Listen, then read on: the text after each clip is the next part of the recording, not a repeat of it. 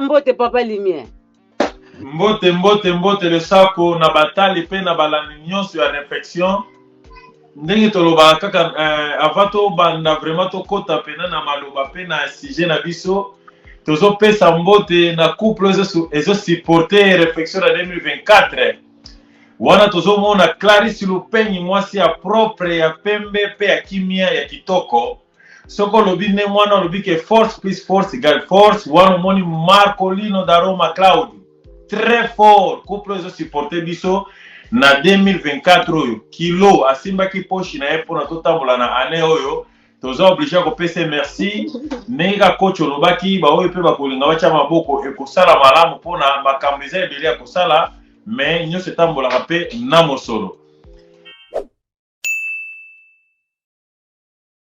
Oki kosala mpona okolisa bolingo no na kati ya couple.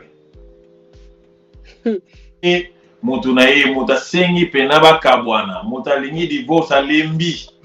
Eloko nini ekoki kopousse yango emema moto tina divorce obe bakabwana mpona bolingo esili.